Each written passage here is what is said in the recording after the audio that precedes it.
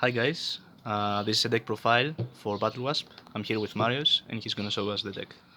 So, Battlewasp are obviously a fun deck, not a competitive meta deck, and we've tried to come up with the most competitive build for some fun tournaments that are happening in Athens right now. And this is what we've come up with.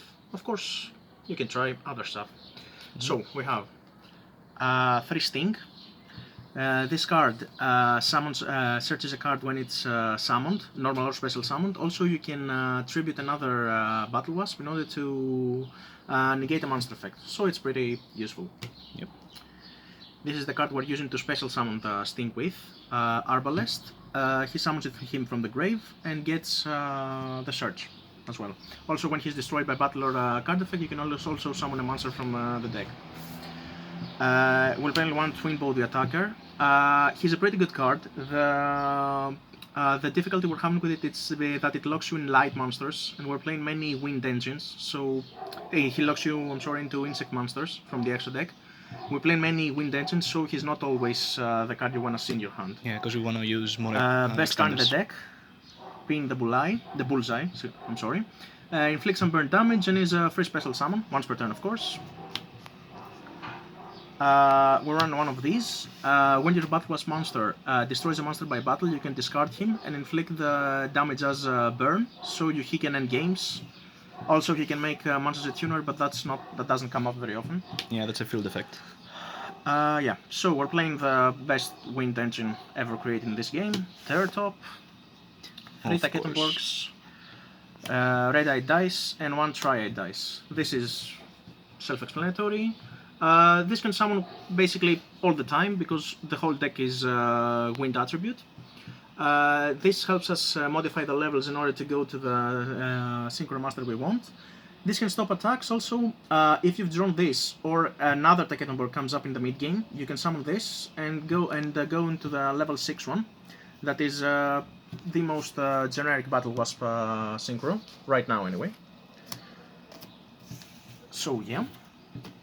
So this is the proxies we're currently using. This is Win, the Charmer. You can discard it. It's level 5. You can discard it with another monster, another insect monster, and search for any insect monster in your deck, which makes the deck insanely consistent. That's why we're running many monsters as well. This is going to come up probably in the Charmer structure deck. That's what we believe currently anyway.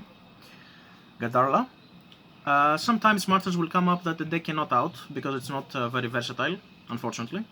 Yep. So you wanna Kaizu it and then be able to play as well. Also, if you draw 2, you can summon one from your side of the field. Same reason we're running Ancient Warriors Loyal Guan Yun. This summons itself when your opponent controls more monsters than you do. You can target one and destroy it.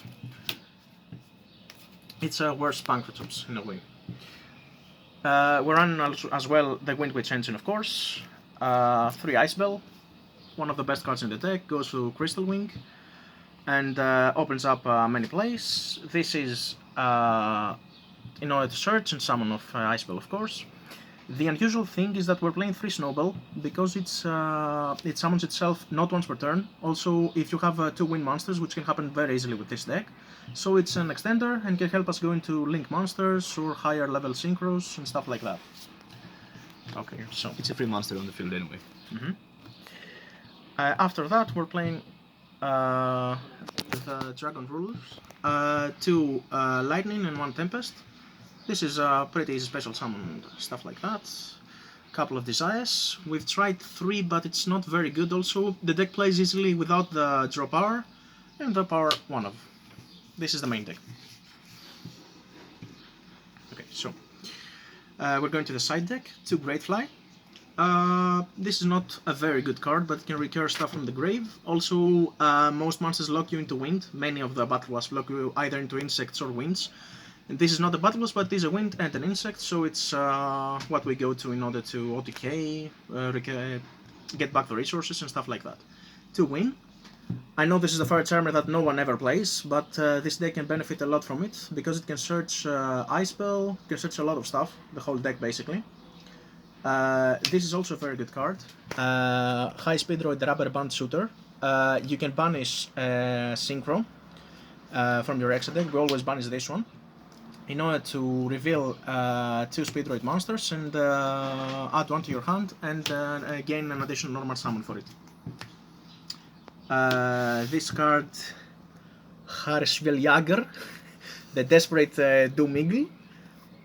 It can shuffle stuff from the grave, and it's Wind Link 3, so it's something that we go to fairly often. Seraphim Papillon. This is also a wind insect.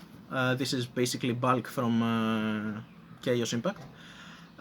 This one can remove some counters that it gains when it's summoned in order to special summon an insect master from the graveyard, which is pretty good. Can come up. Azusa, the Ghost Bow. This one can inflict some damage, and it can also be the stepping stone because it's always tuner in order to go to higher synchros, but it's not very good. It doesn't come up that you want to summon level 5 very often, so we run only one.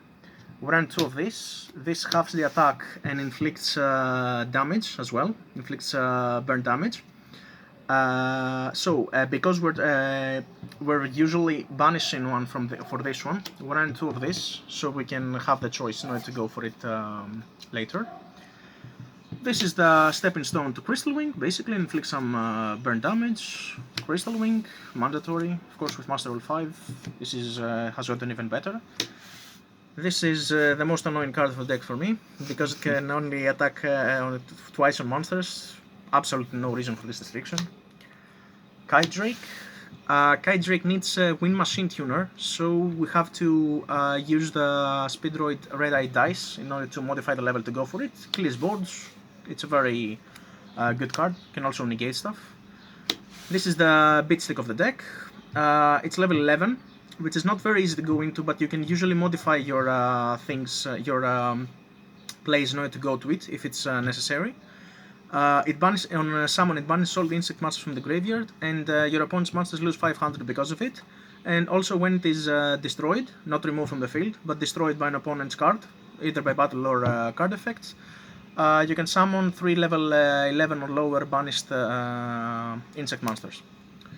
Yeah, so it's really good, but the thing is that we usually are stuck when we are modifying the levels, because we go from 5 to 6 and from 6 to 8 really easily. Also, there's a gap. But to go there, it's really difficult. There's really a gap on Battlewasp monsters from level 8, to level 11, which can be pretty annoying because you can summon 9s and 10s fairly often. Anyway, so for the side deck, more generic stuff, of course. 3DD Crow covers a lot of matchups. 3 Nibiru. Sometimes after side deck we choose to go second because the deck is pretty good going second. It has the this one that clears boards, the Kaizus, everything, and Leon Yuns. We were looking for more generic cards because on formats like that we don't know what we're gonna face, so we tried 3 Chalice. This is not a cheap card, but it's pretty good because it clears boards and then you can play all you want, and you can fairly easily OTK. Also, if you want to go first, because it's Pendulums or a deck that we don't have a very good matchup against, we play 3 Scaldings. It's pretty. This can also be Judgment, but the life point cost kinda matters sometimes. This might change. It's open to change, but this is versatile. It stops everything, even more than Judgment does, and that's about it. Yeah, it's good. Thanks a lot, guys. Yeah, see ya.